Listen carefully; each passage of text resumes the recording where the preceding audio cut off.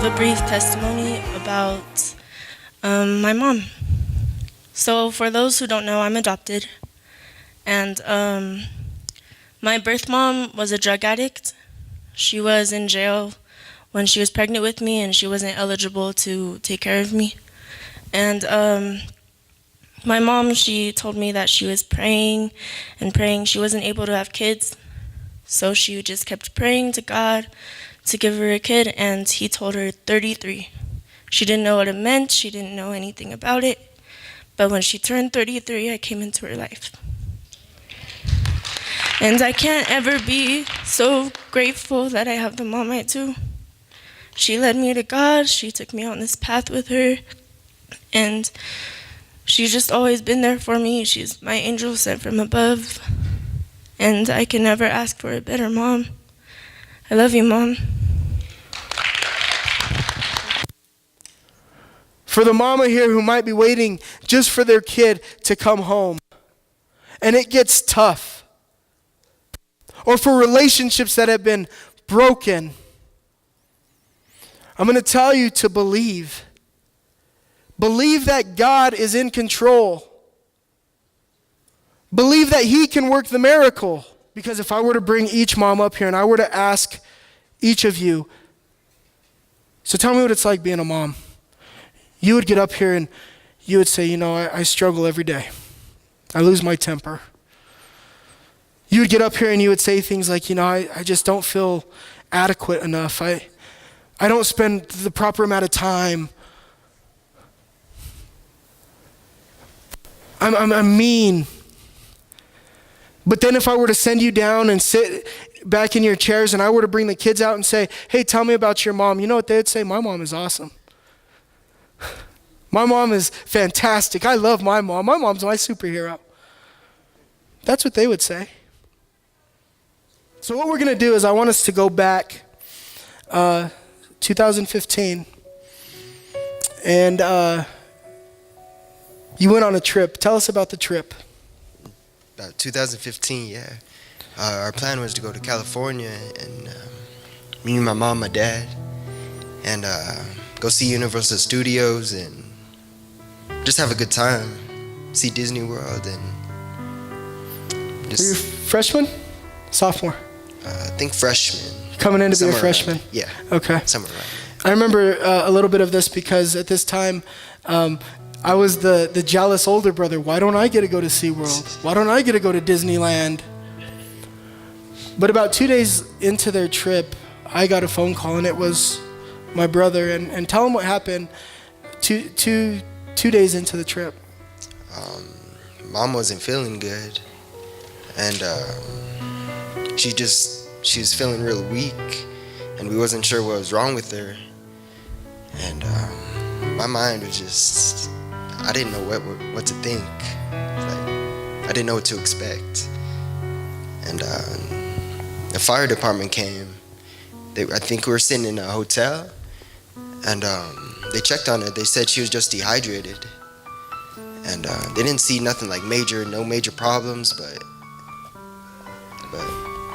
later on in the day, she ended up going to the hospital, and the doctors were running tests and everything, and trying to find out what was wrong. Yeah, I remember we had gotten a call, and they had said the fire department left. They told her to just rest, just to drink water. She was dehydrated. And then it was later you had to call them back? Yeah. And was it ambulance? Yeah, it was They took her by ambulance to the hospital. And I just remember thinking in that moment when you called and I was on the phone, she's going to be okay. Not a big deal. She's good. But then what happened? I think it was a few hours in after staying at the hospital for, I don't know how long, but they eventually came up, the doctor said it was Guillain-Barré syndrome, GBS, and they said it was real rare, and she was paralyzed from the neck down. It was a scary time.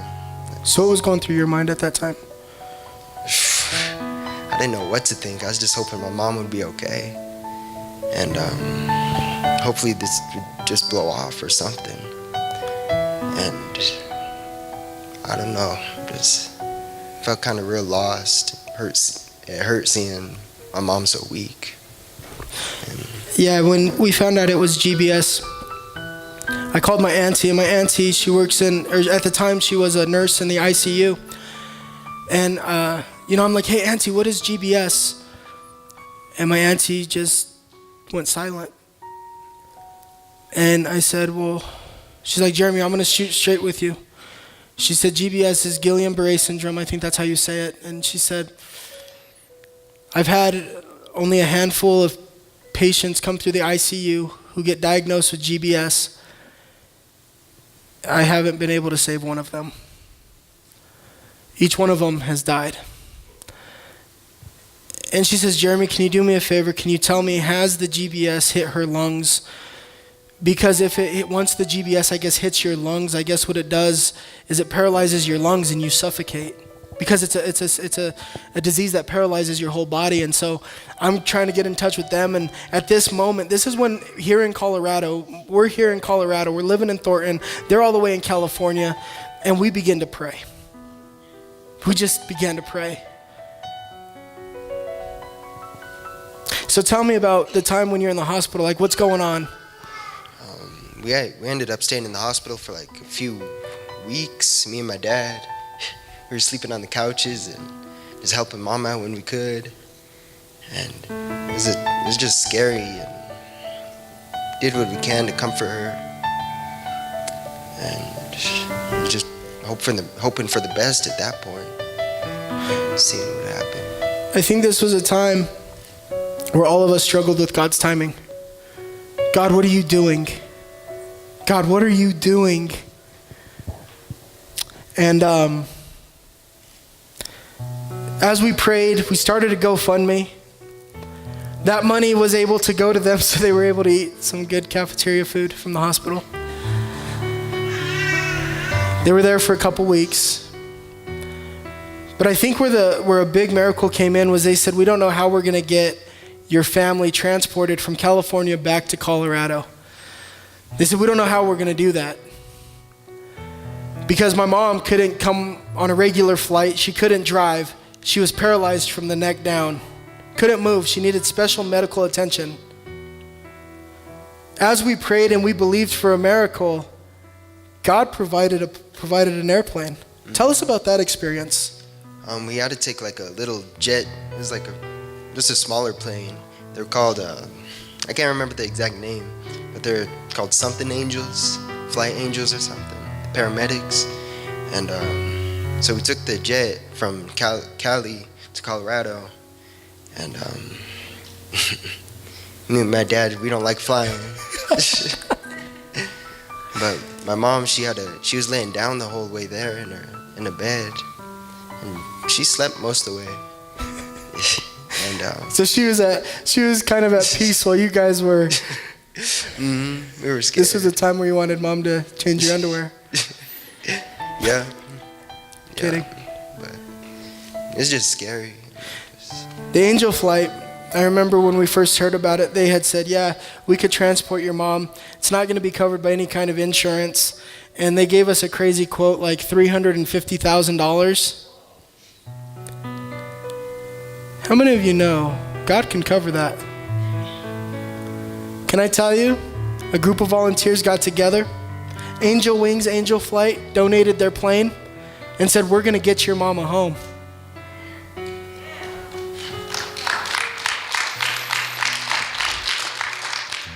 So she gets back, and now we're back in Colorado. You guys get off the plane. Tell me a little bit about that. We got off the plane, and we got straight onto the ambulance. I got to sit in the front seat, and then Mom was in the back, and we drove to the hospital, and we spent the night there. And the doctors and them, they were just taking care of her. Tell me what was going through Mom's head, because I know you spent a lot more time. What were some of the things that you were hearing and some of the challenges? It just hurt, like seeing Mom so scared and like seeing her weak. I know she was scared, and me and my dad were just there, just do what we could for her. And I don't know. Oh yeah, we fed her some food. Me and my dad took turns feeding her food. And I don't know, it was like, I was just scared because I didn't know what to expect, didn't know what was gonna happen. And yeah. I remember there was a time where the blood transfusion didn't seem to be working. It was working, but it just didn't seem like it was working. The miracle had not yet happened, and we're waiting for God's timing. The birth of the miracle had not yet happened. And we're sitting here like, God, are you going to come through? And it was in this moment, I remember I spoke to my mom, and she said, Jeremy, I don't want to live anymore. I am not going to live. I can't live paralyzed. And so in that moment, I didn't know what to pray. God, do I pray for a miracle, or do I just pray for you to take her peacefully? I know she loves you. But then it was a janitor, one of the ladies who cleans her room, who comes into her room and tells her, what did she tell her? She said, believe. She looks at my mom and says, you just have to believe. And what is mom's favorite word? It's believe. Believe. You see, anybody who knows her knows that her favorite word is believe. Now tell me why, and this is what I asked her, tell me why it's easy to believe when everything is good, but when everything around you is chaos, your world is crumbling, why is it so easy for us to not believe? But I'm so thankful that God sent that lady that day just to tell her, you just need to believe. You just need to believe. And she did. And so now, this is the main question I had for my brother, just to be a witness as an older brother and to show you that I'm working on my discipleship skills. But Theo, do you believe in miracles? Yes, I do. Yes, I do. And tell me why you believe in miracles. My mama's a miracle. She's my everything. So, Mama, will you please stand up?